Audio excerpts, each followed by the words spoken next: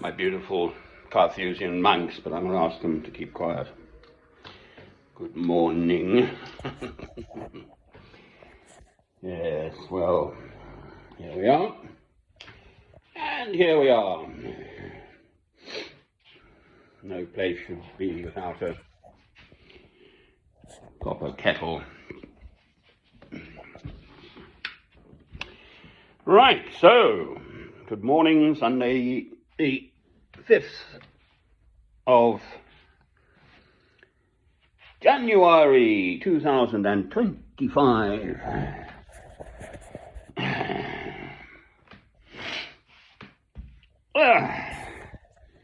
One of the first items on the news. I rather speak about matters of God and stuff, but one cannot help but participate in the world in which one is.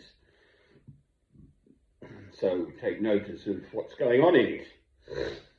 I think it's $6 billion or possibly $8 billion worth of arms are being approved, sanctioned on their way through to Israel, so they can slaughter more innocent human beings. Well, the theme at the moment is the world is going to hell in an handcart.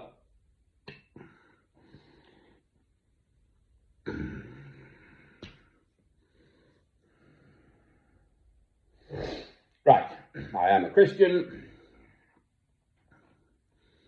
Yes, this is foretold that there will be troubles. There are absolutely clear 3 passages, Matthew, Mark and Luke, not in John, relating to the end times, Armageddon, etc.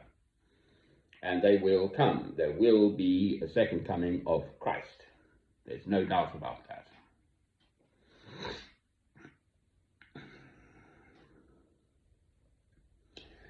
Now, what does one do about all of this? Well, I've been speaking about it almost as long as I've been making these films, if not actually probably longer. If I had filmed myself earlier, I'd probably be saying the same thing. I'm now 68 years old. I'm definitely not a child.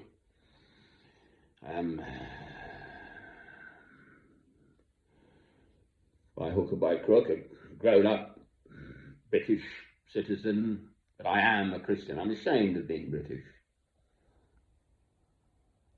When I saw Mr. Tony Blair re-elected for a second term in 2005, after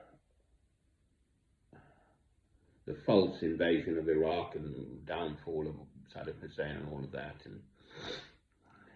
of that,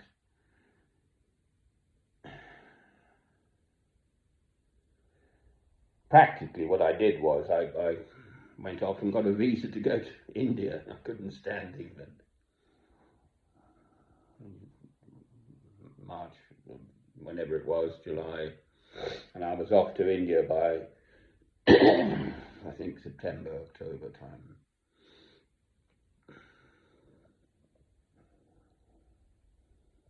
But anyway, I'm back in the northeastern corner of England, in Northumbria, a very nice small town called Alnwick on the River Aln, A-L-N, and Wick means small town or something, doesn't it? There's a castle though, so they've had border wars, and so it's not Scotland, it's not England, it's Northumbria. Partly why I'm here. I can't stand, I don't know, hypocrisy. The Church of England, the Supreme Governor of the Church of England is the monarch of Britain. Well, give us a break. The penny finally dropped on that about, 40 years ago, but when I was in my 40s rather, 25 years ago or something. Obviously it was the Queen then, Queen Elizabeth II, but you cannot possibly have, as the Supreme Governor of your religious, Christian religious organization, a woman who was the commander-in-chief of the army. That's what the sovereign is, I think, automatically. Same as for King Charles. Is he King Charles III? I think there have been 2 other King Charleses. I don't give tuppence for any of them. Awfully sorry. Fortunately, they're not going to come and chop my head off if I say that. They would have done in days of yore, but there we are. So, it's either the world going to hell on in a handcart, or it's the supertanker filled with lots of lovely black gold, and for whatever reason, the jolly old captain, shall we say he's nameless, but the future president of the United States of America, that person, I won't say his name, has rammed the throttle, whammo, full steam ahead. I think I said full speed ahead earlier. No, it's got to be full steam ahead. Get the old boilers going. Beautiful things those huge great engines were in the Titanic, etc. Anyway, ramble. Right, full steam ahead, and it's heading for the pier. Boy, is this big ship going to have a good crash. Right, so that is the world. That is the analogy. All around the world there are these troubles. Venezuela, which I believe actually is the most oil-rich country in the world. They had Chavez before, now it's Maduro, and then he's fighting it, and it should be someone else. No. There's South Korea is having its all sorts going on, and democracy, or etc. I mean, it's everywhere. Anywhere you look, quite frankly. Oh, this is exactly what is foretold. Right. My difficulty is I'm sitting pretty here. Gas, which is it possible it even came from Russia? Now, Russia has invaded Ukraine, but actually Ukraine used to be part of Russia, so that's all a bit of a thing. But people are getting slaughtered there too. But elsewhere, Yemen, anywhere you pick, there's trouble and awfulness.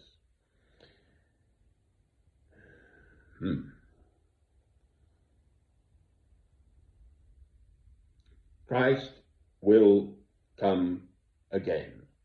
There will be a second coming. Amen. There is no doubt. Our duty, that's all of mankind, but with all due respect, Christians, I am a Christian, I love God through Christ, must stand firm and wait patiently for the coming of the Lord. Amen.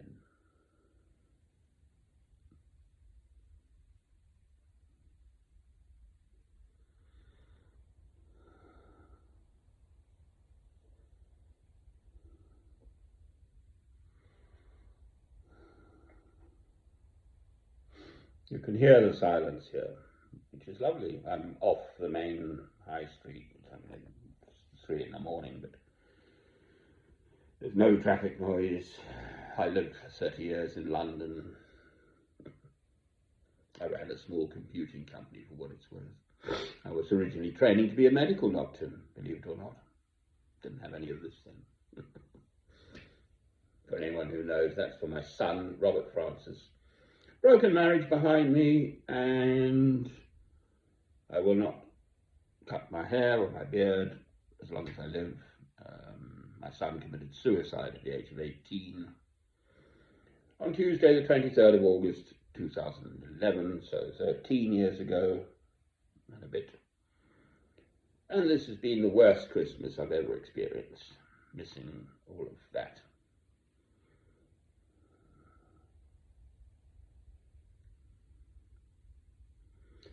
Christ's words are, take up your cross and follow me each day. So I've done that to the best of my ability. That's my particular cross, that family, broken family with a child, subsequently committing suicide, etc., etc., etc. Former wife sexually abused by her own father, Mr. Eric Bruin, etc., etc., etc. That is the cross God has given me to bear. So, through the preceding 34 years, no less, that's when I met her in 1990, my former wife,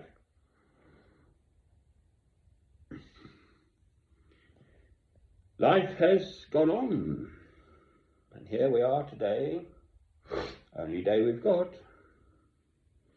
As my mother would say, enjoy this minute. Hear the silence. You might just hear a tick from the gas fires. Cheerio and amen.